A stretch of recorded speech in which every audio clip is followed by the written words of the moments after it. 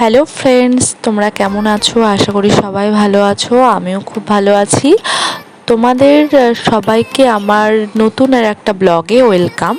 তো চলো ব্লগটা শুরু করা যাক। এই যে গতকাল আমরা চলে গিয়েছিলাম আমার একটা ফ্রেন্ডের ছেলের জন্মদিনে। তো প্রথমেই দেখলে রেডি হওয়ার পর আমি আয়নাতে একটু সেলফি ক্যামেরায় ভিডিও করে নিই, আর কেমন লাগছে সেটা আমি করি। আর এদিকে বর জুতো পরছে, আমি ভিডিও শুরু করে দিয়েছি। আর যে মেন জায়গায় পৌঁছে গেছি, আমার বান্ধবীর ছেলের জন্মদিন ছিল লজে, সংহতি লজে, কৃষ্ণনগরেই। তো ওর বার্থডেতেই চলে গিয়েছিলাম।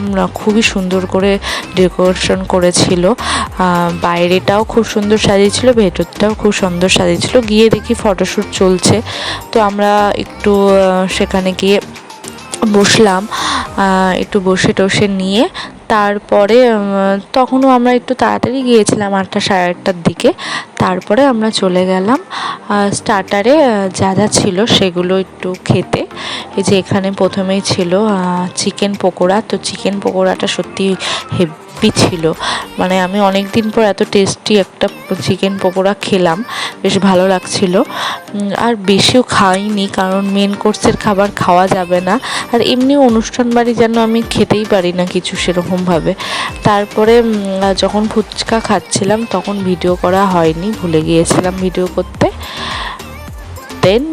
তারপরে এই যে একটা ফুচকা নিয়ে ফুচকা থেকে তারপরে ভিডিও বানাচ্ছিলাম। তারপরে ফুচকা টুচকা খাওয়ার পর ভাবছিলাম যে আমার স্কুল লাইফের যে বান্ধবীগুলো তারা কখন আসবে। আমি ফার্স্টে গেছি, আরও সবাই এসেছিলো, অত তো কাউকে চিনি না। তারপরে শুরু হয়ে গেল ত্রিশানের কেক কাটিং পর্ব। তো কেক কাটা হচ্ছে, সেটা দেখতে থাকো তোমরা।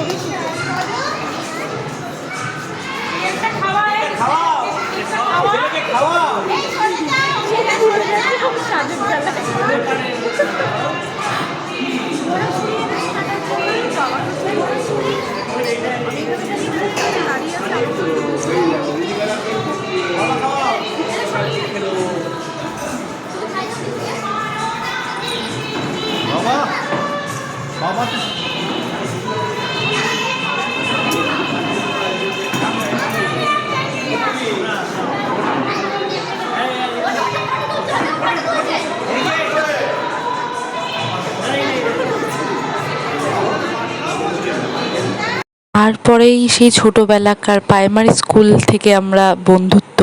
তো প্রায় 7-8 বছর পর দেখা হলো, যখন ওর বাচ্চারা একদম ছোট, 4-5 মাস, তখন ওদের বাড়ি গিয়েছিলাম। তো দেখা হওয়ার পর যেন গল্পই ফুরাচ্ছিল না।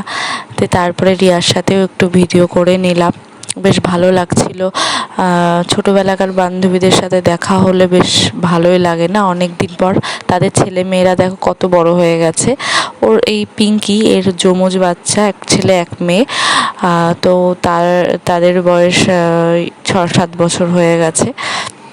তো এই যে আমরা 4 মূর্তি ছিলাম, মানে আমাদের একজনের নাম জানলে আর একজনকে চিনতে পারতো সবাই। আমাদের একটা টিম ছিল 4 জনের, খুব বন্ধুত্ব ছিল। তো বেশ সুন্দর কেটেছে মুহূর্তটা। তো তোমাদের ভিডিওটা ভালো লাগলে অবশ্যই লাইক কমেন্ট শেয়ার করো।